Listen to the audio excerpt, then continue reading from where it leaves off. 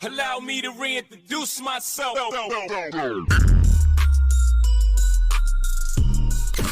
Welcome to Game Time with Hubb, your all-access pass to the hottest stories in football, basketball, boxing, and wrestling. Whether it's game-winning touchdowns, buzzer beaters, knockout punches, or jaw-dropping suplexes, we've got it all covered. He's your host, Hubb. What's good? Welcome back to Game Time with Hubb. Happy holidays to everybody. Hope you all safe, blessed, and locked in because the league gave us a Christmas Day tripleheader under the tree, and we're rolling straight into a loaded weekend.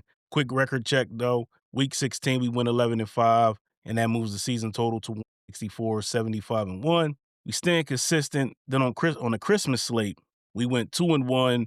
So we come into this weekend in a good spot. Today's episode, we're recapping the Christmas games real quick. Then we're hitting the current playoff picture plus clinch scenarios. And then we're diving into every key game left on the weekend schedule. Saturday, Sunday, Sunday night, and then Monday night. So let's cook this thing up. Now let's jump into these recaps of the Christmas games, man. Kicking off with the Cowboys and the Commanders. The Cowboys took that one 30-23. This one was a streaming exclusive on Netflix, but it played like a real divisional scrap. Both teams already eliminated, but nobody played like it. The biggest story here was Dak Prescott. Dude was in his bag, 307 yards passing, 2 TDs, and he did it while getting sacked 6 times. Man, that's tough. And then the play of the game for me was the 86-yard TD pass from Dak to Turpin in the second quarter. Longest play from scrimmage in NFL Christmas Day history. That's a record play there. Washington on the other side, they had to lean on the run game without Jaden Daniels and Marcus Mariota. So Josh Johnson got the start, and all they did was handed it off. And shout out to rookie Ja'Cory Krosky-Merritt. He ripped off a 72-yard TD run, finishes with over 100 yards rushing, and he kept it real out there. And plus, we got to look at Deebo Samuel, man. Look, Deebo in D.C. was a whole vibe on Thursday, one of his best games, plus a nasty stiff arm that popped the dude's helmet off. He ran over a dude. Like, yo, Deebo been, this was his best game in Washington. Late in the fourth quarter, Washington cuts it close, but Dallas closes it out with a Brandon Aubrey coming through clutch, 52-yard field goal and a 51-yard field goal. And then they bled the clock. Implications for this one, man. Look, Dallas goes to 7-8-1, still alive for a non-losing season in the finale versus the Giants. Washington drops to 4-12. That's top 5 draft positioning. I'm looking forward to seeing both of these teams in the upcoming season. I'm looking forward to seeing the Cowboys. Hopefully they can re-sign George Pickens or put the tag on him. They need to keep him there with CeeDee Lamb. Like, Dak has played, this has probably been one of the best seasons Dak has had despite the record and despite them not getting in the playoffs. He came in here in great shape this year. He really been balling, man. I'm looking forward to seeing how this thing carries over for the Cowboys. But it's very important that they need to re-sign George Pickens and also fix that defense and that secondary. I like the defensive line, but if they can get a secondary going, that Dallas Cowboys could be back in the NFC in no time. On the flip side for Washington, it's all about getting healthy, getting Jaden Daniels back. And also, I would like to see some fixing on that defense as well. Like, they need a pass rusher, seriously. I've been saying this since last season when they got to the NFC Championship game and they lost to Philly. They need somebody who's going to put some heat on the quarterback. But offensively, I like the pairing of Terry McLaurin and Deebo Samuel. Those guys just have to stay healthy. They need to draft a tight end because I know Zach Ertz, he went out with a season-ending injury, but also he's up there in age. So I like the run game in the backfield with Bill, Ja'Cory Krosky-Merritt, as they call him. So I'm really looking forward to these two teams and what they got going on for the upcoming season. Now, the second game on the Christmas Day slate was the Lions and the Vikings. The Vikings took that one 23-10. This was a massive NFC North game for playoff weight, and Minnesota's defense straight up suffocated Detroit. Jared Goff never got comfortable. 19 of 35, 188 yards, 1 touchdown, 2 interceptions, under heat all night, lost a couple fumbles. Minnesota's pass rush made it ugly, and Detroit couldn't stay on schedule. 3 of 12 on third down is nasty work. On the other side, J.J. McCarthy played calm and efficient, 215 yards, 2 touchdowns. And when you got Justin Jefferson going for 95 yards in the score, you don't need to be Superman. You just got to be steady. The turning point here was Detroit was down 13-7 in the third, driving, and Jahmyr Gibbs fumbled inside the red zone. Minnesota recovered it, turned into points, and that's the moment the air leaves the building. Well, they was in Minnesota, so it really didn't leave it. It left the building for Detroit. You know what I'm saying? Detroit's one bright spot was a tough 15-yard screen TD to Amon St. Brown, breaking through the defenders to score. After that, shut out in the second half. The consequences here for them, the Lions dropped to 8-8, and that officially eliminates them from the playoffs. And I'm keeping it real. I kept asking myself what happened to Detroit all year. One key, they missed the creative play calling from former offensive coordinator Ben Johnson, who's now the head coach for the Chicago Bears. That offense looked disjointed all season. The Vikings, they improved their seeding and swept Detroit. They're not in the playoffs either, but looking forward to the upcoming season for both of these teams. Detroit, they need to find that offense. And I don't know what it is, but also Dan Campbell, for the sake of everybody, stop going for it on fourth down. Like, you hurt your team more than you helped them all year long. And I know everybody likes the analytical stuff about this. And it's a couple teams that does this stuff. Like Philadelphia does it as well. It's a lot of teams that gambles on fourth down.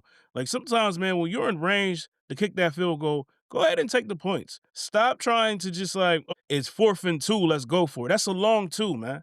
Like, let's get back to playing fundamental football here. And when the points are on the table, take it. If you're in range to punt the ball and play field position. Like, these are some of the things that really annoys me about the NFL these days, is that we look too much into these analytics and say, oh, analytics say go for it on fourth down. But then what if you don't get it? You set your team up, you set your defense up to come on the field in the short position instead of either kicking the field goal, or if you're in range, punt the dang on ball, man. Like, that's some things that I would like to see teams start going back to old school. I know everybody likes the momentum of a fourth down play. You going for it. I feel like you should only go for fourth down, go for it on fourth down when you absolutely need it. If the game is on the line and you have to go get it done because you got to keep your drive going, or you're in a situation if it's like 4th and inches, okay, bet. But if it's like 4th and 5, 4th and 2, you're going for it. It takes me back to that game with the Lions and the Eagles. Like, what was it, like last month? And Detroit kept going for it on fourth down. I'm sitting here like, why y'all keep going for it? Like, you kick a field goal, punt it. Like, y'all are playing field position. Like, Philadelphia wasn't putting up any points. You could have very well won that game. But that's why you lost that game, because you kept gambling on fourth down. So I know it's an ongoing rant about this one game, but it's a lot of stuff here that just really pisses me off about this thing, y'all. Like, and I know the Lions didn't really go for it a lot on fourth down in this game, but I'm talking about them throughout the season just being big time gamblers on fourth down. Like, sometimes you just got to play the field position, man. So going forward, I know Dan Campbell. I know people. We were talking in my personal group about should Dan Campbell be fired. I don't think so. I mean, like, look, the Lions have been a big disappointment this year. I feel like they need to fix some things, but also a lot of the game planning and strategy and situational football, when it comes down to it, to make them decisions, Dan Campbell has to be better in those situations. Now, if he can't improve on that and the Lions keep faulting on fourth down, then yeah, he needs to go. But for right now, yeah, he's complete meathead to me. Like, keep going for it. Like, dude, like, sometimes you got to just chill. Sit back. You got all season now. Your season ended early. Sit back, watch the games and rewind and reevaluate how you coaching this team. That's all I got to say. Our last game of the slate for Sunday, for Thursday, was the Broncos and the Chiefs. That was the primetime night game on Christmas night. The Broncos took that one 20-13. You know, up in Arrowhead, it was a defensive battle. The key moment in this game was the game was tied 13-13 late in the fourth. Denver facing 4th and 2, and the Chiefs at the Chiefs 9. They lined up like they were going for it, but the plan is basically to take a delay and kick the field goal. And then Chris Jones jumped off sides, gave Denver a fresh set of downs. 2 plays later, Bo Nix hits R.J. Harvey for a 1-yard go-ahead TD with under 2 minutes left. You know, the Chiefs quarterback situation was rough. Holmes and Gardner Minshew both out with ACLs. It was third string Chris Oladokun making his first career start. You know, it was okay for what he did. 13-22, 66 yards. You got to figure in that he's the third string. He's going up against a tough defense. He gave the Chiefs a brief lead with a TD pass to Brashard Smith, but they couldn't finish. Bo Nix was guardy out there, 182 passing yards, but he accounts for both Denver TDs, one passing, one rushing. Implications came from this game was Denver is right there for the AFC West and the AFC's number 1 seed, first round bye conversation. Chiefs fall to 6-10, guaranteeing a top 10 draft pick, which is rare in the Andy Reid era here. And the broadcast energy was heavy on Travis Kelce. You know, possible last game vibe. He finished with 5 catches, 36 yards, and retirement rumors stay loud. Now, look, if this is the end for Travis Kelce, he had a heck of a career. Got some Super Bowls. You are one of the greatest tight ends to ever play the game. And I know it's always a debate between him and Rob Gronkowski, people like Rob. My thing is they two different types of tight ends. Gronk was more of a physical force. Kelsey's more of the receiving type tight end, basically like separation, get open and all that kind of stuff, make you miss. I like to say, let these guys be great in their respectable, like situations. I don't really care for the who's better. They do that same stuff with Mahomes and Brady. But my thing is for the Chiefs, now look, they got a whole off season to go ahead and get figured out. If Kelsey's going to retire, that should be priority number one. What's going to go ahead with that? They should be looking at replacing tight end anyway. Getting younger at that position and more athletic. There's guys that come to mind like like a Kyle Pitts out there in Atlanta who's going to be a free agent. Also they're going to have a top pick in the draft. So, whether they go ahead and draft a tight end early in the top 10, maybe they get somebody on that offensive line, which would they really need to help protect Patrick Mahomes. And we know Mahomes is out with the ACL. We know it takes about 8 to 9 months for that to recover. So it's possible that he is out there for week 1. I don't think the Chiefs will rush him back. Also, I like to see them improve in the run game. I mean, Isaiah Pacheco, is he still going to be there next season? Well as Kareem Hunt, I like to see them go find themselves another back to help really balance off that offense. And also for defensively, they need another pass rusher. I mean, Chris Jones is just the only guy out there. I would like to see them go get a nice edge rusher, to help complement Chris Jones on the inside. Have somebody on that outside, man, because that's like watching a lot of these Chiefs games this year. I sat back and I noticed, I'm like, they really don't have a pass rusher, somebody that's going to get after it. They really need to retool that defense. Offensively, like I said, outside the run game, offensively is solid. I like what they do over there. They need to get younger at tight end. Obviously, with Travis Kelce, his situation, don't know what it's going to be. If he comes back, cool, but they still need another tight end over there. I like Noah Gray, but I don't think he's that guy to fit that mold for if Travis Kelce is going to be done. But defensively, go find yourself a pass rusher. Fine tool that defensive line up and help out that secondary a lot. For the Broncos, they're in the mix for the AFC West. They're in the mix for the AFC number 1 seed. They do have a strong defense, so I'm looking forward to seeing what they're going to do in the playoffs. So, all right, the Christmas recap is done, and let's talk about the playoff picture. All right, here go the playoff picture for the AFC. We got teams that already clinched the playoff berth here. Buffalo Bills, Denver Broncos, Jacksonville Jaguars, the LA Chargers, and the New England Patriots. Now, for Denver, their clinch scenarios, they can clinch the AFC West and the AFC number 1 seed, plus, like the first round bye, home field throughout the playoffs. They already won on Thursday, so they need a Chargers loss or a tie, a New England loss, a Buffalo loss or a tie, and a Jacksonville loss or a tie, and that will go ahead and link them up for that for everything. For them to clinch the AFC West, they just need a Chargers loss or a tie, basically. And now for the Jacksonville Jaguars, their clinch scenario, they can clinch the AFC South with a win and the Houston Texans loss or a tie. Or they have to tie their game or a Houston loss. Now, in the Patriots clinch scenario for the AFC East, they can clinch the East with a win and a Buffalo loss or a tie to Philadelphia. Or if New England ties this weekend and Buffalo loses, they also will clinch the AFC East. Now, for the Houston Texans, they can clinch a playoff berth with a win or a tie, or Indianapolis loss or a tie, and Houston clinches at least a tie in the strength of victory, tiebreaker over Indianapolis. Now for the NFC teams that have clinched already, we got Philadelphia. They clinched the NFC East. The Chicago Bears clinched the playoff berth. The Rams clinched the playoff berth. The 49ers, the Seattle Seahawks, and the Green Bay Packers clinched on Thursday with the Detroit Lions losing. So here's the clinch scenarios for Seattle to clinch that NFC West plus the number 1 seed. They need a win plus a LA Rams loss or a tie plus a Chicago and a San Francisco 49ers tie in that game. So Seattle can clinch the NFC West with a win plus a loss or a 49ers tie or loss. And Seattle can get a tie plus a loss from the Rams and a loss from the 49ers. The Carolina Panthers next up can clinch the NFC South with a win and a Tampa Bay loss or a tie, or they can tie and Tampa Bay can lose. Now for the Chicago Bears, then they can clinch the North with a win or get a Green Bay loss. They play tonight against the Ravens, or if Chicago tie and Green Bay tie, Chicago will clinch the NFC North. All right, so the playoff picture is set. The Clinch math is set. Now we get the fun part, Saturday's doubleheader. And we kicking off our Saturday slate, starting off at SoFi Stadium. We got the LA Chargers at 11-4, welcoming in the Houston Texans at 10-5. Now look, this one got some history. Last time these teams met, Houston sacked and picked off Justin Herbert 4 times in a wild card playoff game. And this Texans defense in 2025 is even better than last year. D'Amico Ryan says Herbert is one of the toughest QBs in the league.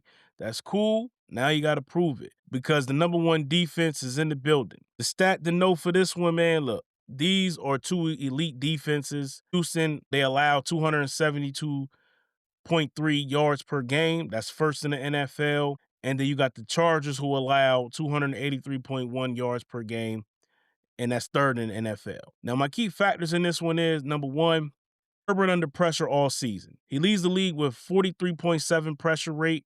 That's not he's holding it.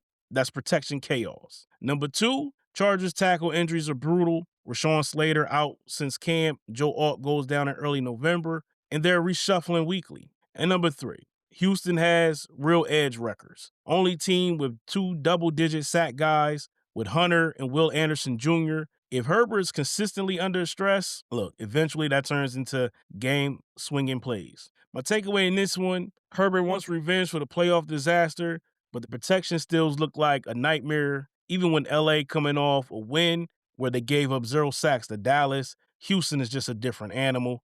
My pick here, Houston Texans. Next up, we capping off our Saturday night with the Green Bay Packers at 9-5-1, welcoming in the Baltimore Ravens at 7-8 up at Lambeau Field. Now look, Baltimore is desperate. Losing playoff hopes are basically done. Green Bay has clinched thanks to the Lions' loss on Christmas. Packers are at home with the crowd rocking. It's going to be a tough one for the Ravens. My keys in this one is, number one, Derrick Henry, chase plus impact. He needs 64 rushing yards to pass Tony Dorsett and crack the top 10 all-time rushing list. Baltimore is 17-8 when Henry hits 65 plus rushing yards. Number two, Packers quarterback, uncertainty. Jordan Love is in concussion protocol and is out. Malik Willis is banged up with the shoulder. If it gets a little weird out there, Green Bay's emergency plan is wild. Their top 2 emergency options are Josh Jacobs and Jaden Reed. Now, in the health questions, number 3, the health questions at quarterback on both sides. Jordan Love is out, and Malik Willis is banged up for Green Bay. We don't know if Lamar Jackson is out there. He's listed as doubtful, so I would say probably not.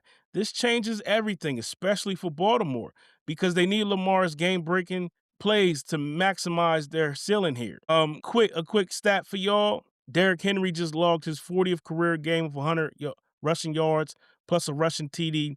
That's 6th most in NFL history. One more and he ties Jim Brown for 5th. My takeaway in this one is, look, I'm giving a slight edge to the home team. I trust Matt LaFleur in December more than I trust Baltimore in this limbo situation. My pick here, Packers. Now we slide into Sunday, playoff implications all over the place. First stop is Charlotte.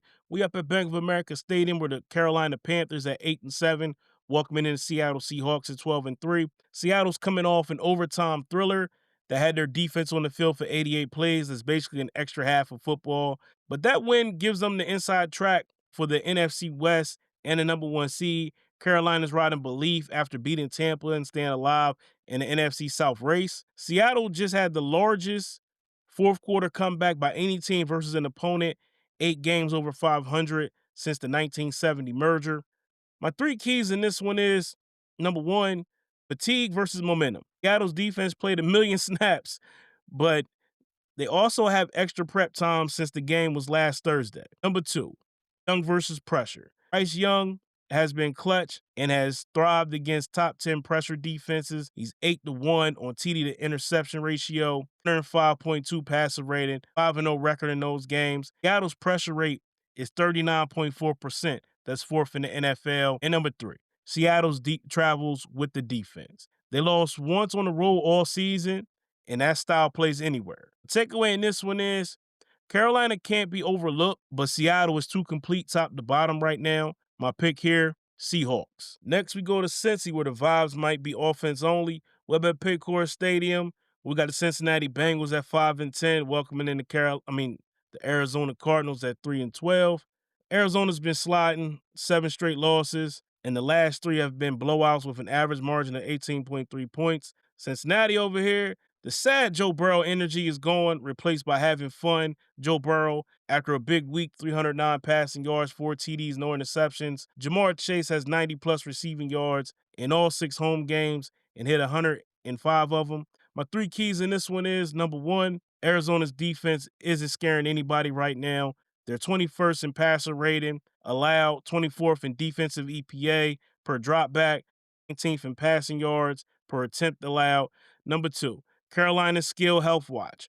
Marvin Harrison Jr. is dealing with a heel injury and is managing reps. And number 3, tight end mismatch alert. Watch Trey McBride. Cincinnati has allowed the most opposing tight ends, 1,362 yards and 15 TDs surrendered. So you might want to put Trey McBride into your fan duel if I was y'all. Anytime TD, put him in there for some yards because he's going to eat against that defense.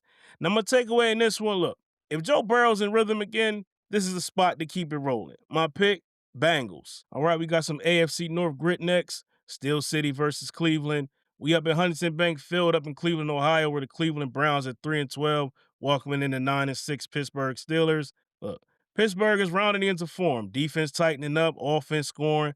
Cleveland struggle. And now turns the rookie Shador Sanders in the home finale. Myles Garrett is 1 sack away from passing the single-season sack marks set by T.J. Watt in 2021 and Michael Strahan in 2001. Most since sacks became official since 1982. My 3 keys in this one is Garrett is the problem. Pittsburgh is already talking like everybody gets help against him, and even with help, he still got 22 sacks. Number 2, Steelers defense has stabilized. Over the last 3 wins, their limited explosive runs at one of the lowest rates and been top 3 in rushes over expected allowed, even against Ravens, Dolphins, and the Lions. And number 3, Cleveland offense is in a tough spot. Shador's first start versus that front, and the Browns also leading rusher Quinshon Judkins to a gruesome leg injury last week. My takeaway in this one is, look, I'm taking the team that's trending up, not the team on a 4-game skid. My pick here is the Steelers, but I do think Myles Garrett get that sack record tomorrow. Now we got AFC South Heat, Jags trying to keep it rolling. We up at Lucas Oil Stadium up in Indianapolis. We got the Indianapolis Colts at 8-7, welcoming in the Jacksonville Jaguars at 11-4. Indy's injuries have flipped their season.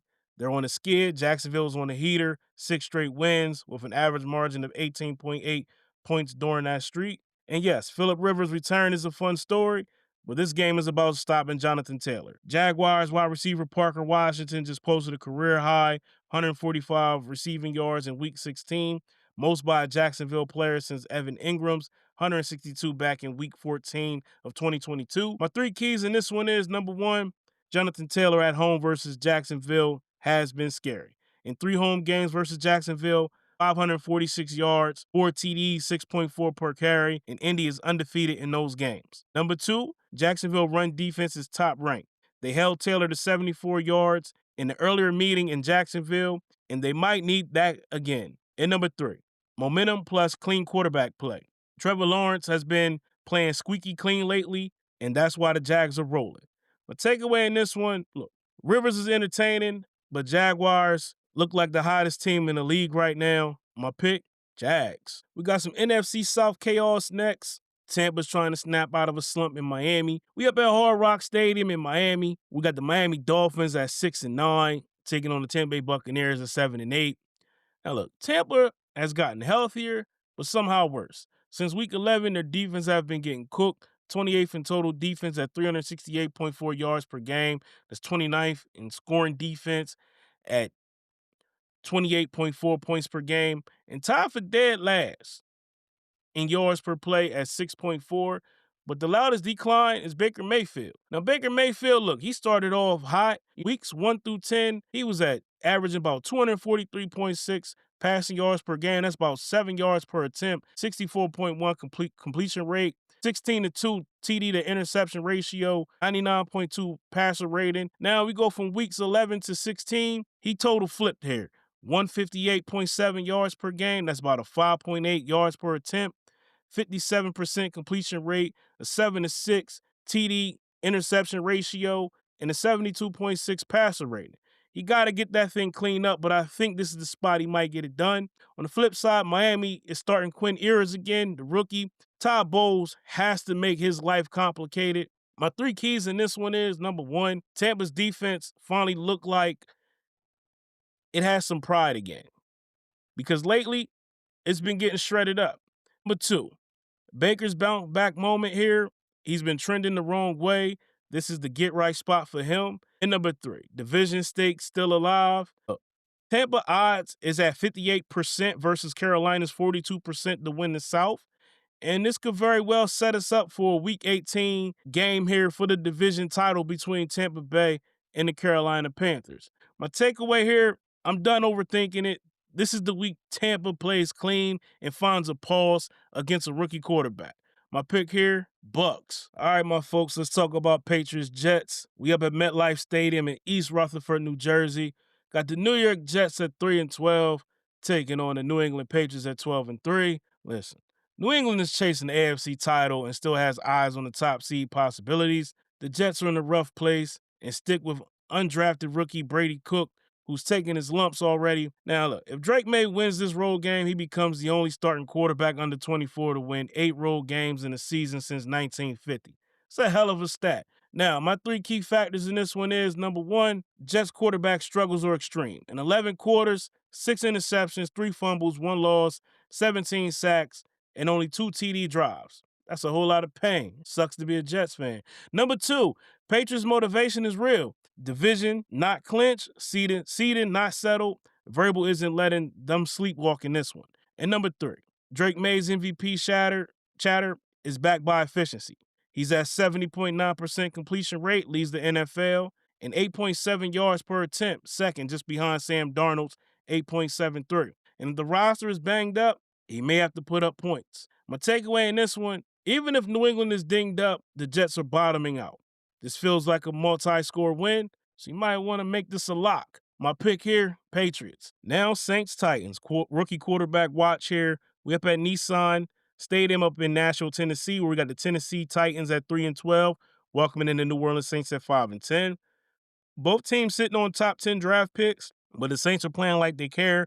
3 straight wins. Tennessee showing life too, with Cam Ward trending up. Saints quarterback Tyler Shuck has completed 60% in each of his first 7 career starts. If he does it again, he ties Joe Burrow for the 3rd longest such streak to begin a career since 1950.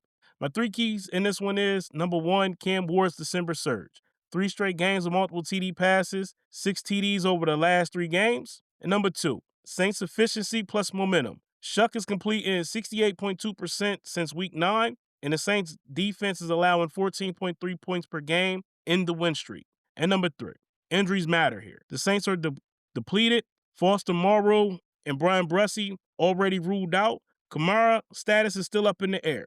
My takeaway in this one, I like the direction Tennessee is headed, but I trust what New Orleans is building right now. My pick here is the Saints. Now we hit the 4 p.m. slate. Got a draft positioning game up first. Look, we up in Allegiant Stadium in Las Vegas, where the Las Vegas Raiders at 2-13, taking on the New York Giants at 2-13.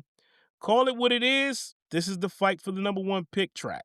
Players say they're not thinking draft, especially Max Crosby, who seemed to be a little pissed off about it. But the standards don't lie here. Both teams ride 9-game losing streaks. Raiders quarterback Geno Smith has 15 interceptions, tied for the most in the NFL with Tua Tagovailoa. My 3 keys in this one is, number 1, meaningless games still have consequences. The loser here gets the inside track to the number 1 overall pick. Number 2, Raiders showed offensive life last week. They had a second-half lead on Houston and ran it better than expected. And number 3, volatility everywhere. Either team could look dead or randomly competent. So you lean home field, right? Maybe. My takeaway in this one, I'm holding my nose and going home team in the chaos game. My pick here, Raiders. Now we on the headliner. This is probably going to be the game of the day. We got the Eagles and Bills in Buffalo. So we go to Highmark Stadium, Trip Park, New York. We got the Buffalo Bills at 11-4, welcoming in the 10-5 Philadelphia Eagles. 2 of the best rushing quarterbacks in the league in Jalen Hurts and Josh Allen. Hurts has run less this season, but lately he's ramped it up, 14 carries for 79 yards over the last 2 games. Now, Buffalo's run defense, it's been a problem, especially since week 10. They ranked bottom 3 in multiple advanced run defense metrics, including rush EPA per carry, explosive runs allowed, and rush yards over expected.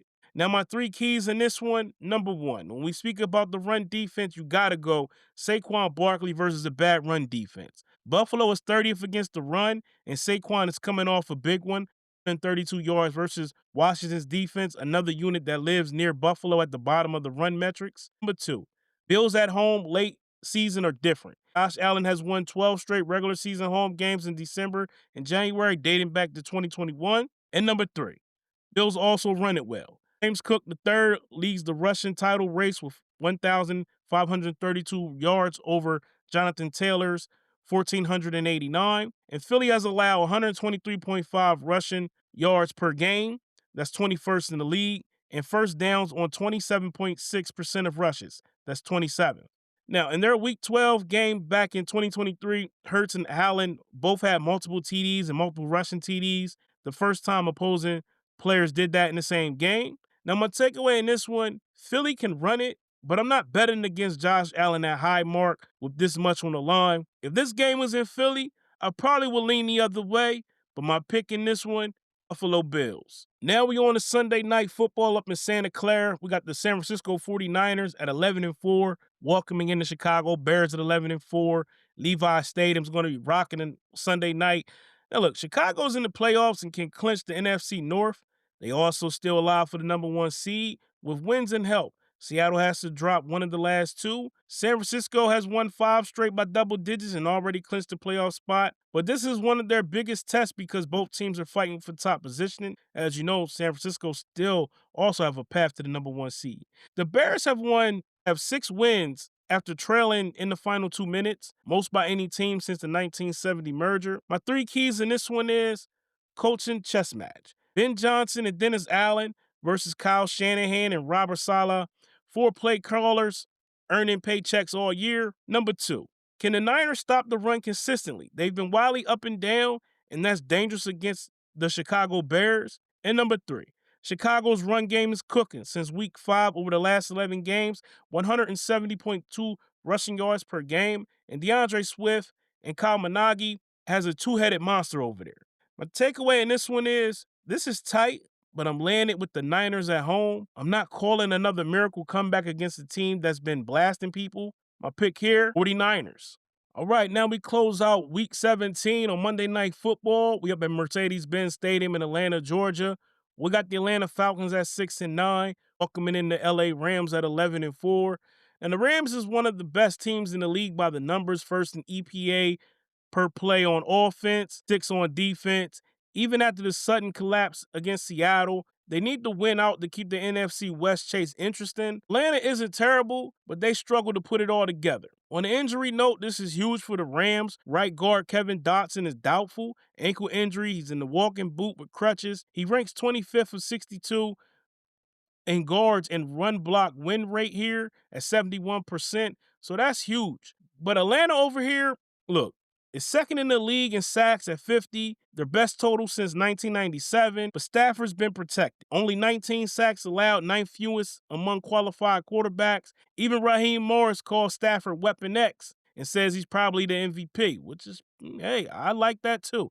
My 3 keys in this one is, number 1, Rams efficiency advantage. EPA on both sides says LA is top tier. Number 2, Falcons sacks versus Rams protection. This is something gotta give here. 50 sacks versus Stafford only being sacked 19 times. We got to see what's going to happen. And number 3, Atlanta's who they have beaten test. They've beaten just 2 playoff contenders, the fading Bucks 2 weeks ago and the Bills back in mid-October. My takeaway here, I expect the Rams to come out motivated and handle business to keep the division interesting.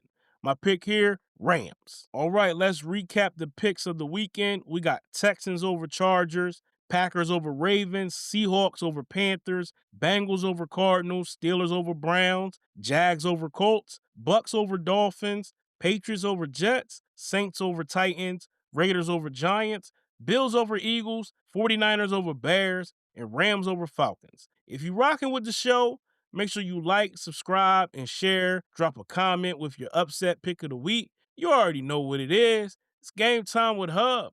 We keep receipts and we stay consistent. Follow me on all platforms: Instagram, TikTok, Facebook, YouTube. Tap in with the content, and I'll catch you on the next one. So until then, we going into a new year when we be back with the next episode. Well, happy new year to all of y'all, and stay safe and be blessed, man. It's your boy Hubb, and you already know what time it is. It's game time. We out. Thanks for checking out this episode of Game Time with Hubb. Make sure you like and subscribe on your favorite podcast platform so that you never miss Game Time action. See you next time.